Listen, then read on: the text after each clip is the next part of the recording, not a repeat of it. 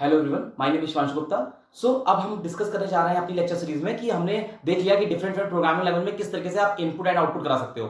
अब हम लॉजिक्स को स्टार्ट कर रहे हैं। सबसे पहला लॉजिक हम देख रहे हैं स्वैपिंग का। स्वैपिंग का मतलब होता है कि किसी भी दो नंबर्स को आपस में स्वैप कर देना, उनकी वैल्यूज को बदल देना। अगर ए में 5 है, बी में 2 है, तो उनकी वैल्यूज आपस में स्वैप हो जाए, मतलब ए की वैल्यू बी में आ जाए, बी की वैल्यू 2 में आ जाए, मतलब इंटरचेंजिंग ऑफ द वैल्यू। ठीक है, स्वैपिंग का मतलब क्या होगा? ये वैल्यूज का इंटरचेंज। ठीक है, तो इंटरचेंज जो होगा वैल्यूज का, ठीक है, इंटरचेंज, तो वैल्यूज का जो इंटरचेंज होगा उसी को स्वैपिंग कहा जाएगा।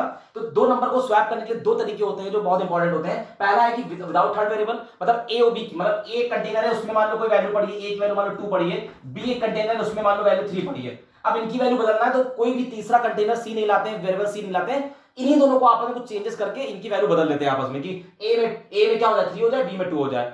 और यूजिंग थर्ड वेरिएबल का मतलब क्या है कि एक तीसरा कंटेनर, मतलब ए में आपका कुछ है, ठीक है, ए में मान लीजिए आपका 2 है और बी में आपका क्या है, बी में आपका 3 है मान लीजिए, तो एक खाली कंटेनर सी लेकर आते हैं और सी को यूज करके आपको वैल्यू को बदलना होता है। ठीक है, तो ये यूजिंग विदाउट थर्ड वेरिएबल और विद थर्ड वेरिएबल। ठीक है, तो ये लॉजिक है। अब देखिए इस लॉजिक में ए और बी आपको दो नंबर चाहिए, तो आप जिस भी प्रोग्रामिंग लैंग्वेज में इसको बनाना चाहते हो, तो पहले आप उस वीडियो पे जाके उस प्रोग्रामिंग लैंग्वेज में इनपुट एंड आउटपुट करना सीख देख लो। अब उसमें अगर मान लो आपको यहां पर देखिए प्रोग्राम में दो इनपुट कराने हैं, दो नंबर चाहिए, तो जो भी इनपुट कराने का तरीका वहां दिया है उस वीडियो में, उस मेथड को 2 टाइम्स यूज कर लीजिए, तो आपको वही वेरिएबल 2 बार मिल जाएगा।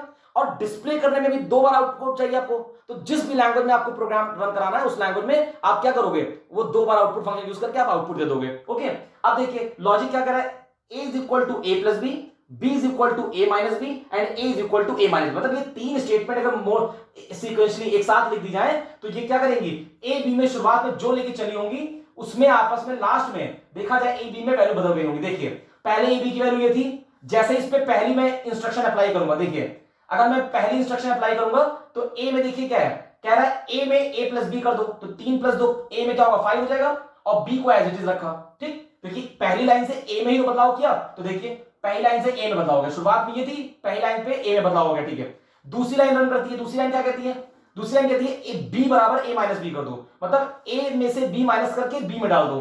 तो अब देखो, अब जब दूसरी लाइन रन कर रही है तो हम ऊपर से सुने देखेंगे, अब तो इस ये अपडेटेड वैल्यू देखेंगे ना, तो देखिए b बराबर a माइनस बी, तो a में ये है, b में ये है, तो b a माइनस बी क्या 2 हो गया ना, उसको इसमें डालना है b में, तो मतलब 5 का a की वैल्यू ऐसे ही रही, यहां पर देखिए 2 आ गया। क्यों? क्योंकि सेकंड लाइन में क्या अपडेट करना है, सेकंड लाइन में b का अपडेशन होगा ना कि a का। ओके, अब तो ये आपका सेकंड लाइन हो गया।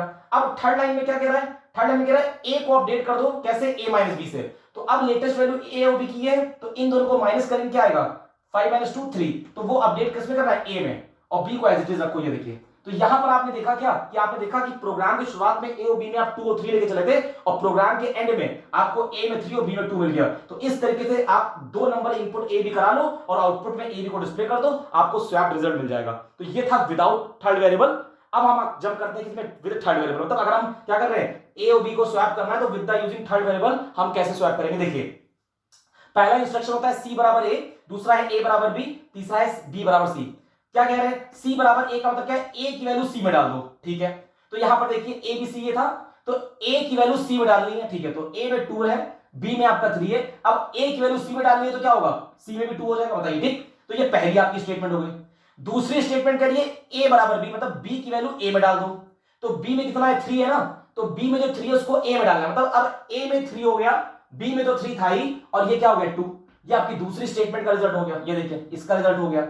ठीक है, अब देखिए b इज इक्वल टू सी, मतलब c की वैल्यू किस में डाल दो, b में डाल दो, तो c में क्या है, c में आपका क्या है, c में आपका 2 है ना, तो 2 को कह रहे b में डाल दो, तो a में 3 है, c की वैल्यू b में डालनी है, तो ये 2 हो गया, और यहां तो 2 था ही c में। ठीक है, अब यहां पर हमने c को तो एक्स्ट्रा में लिया था ना, इनपुट रन टाइम में आपने a और b किया, तो इस कोड के लिए आप जो इनपुट कराओगे, तो जो INT C है, आप a, b, c लोगे ऐसे, तो c तो आपका ब्लैंक रहेगा, इसमें कुछ इनपुट नहीं कराना है, इनपुट केवल a और b में कराओगे। ठीक है, उसी तरीके से जब यहां आउटपुट करोगे, मतलब आउटपुट प्रिंट करोगे, तो क्या a और b को प्रिंट कर दोगे, क्योंकि c तो केवल कंटेनर था खाली।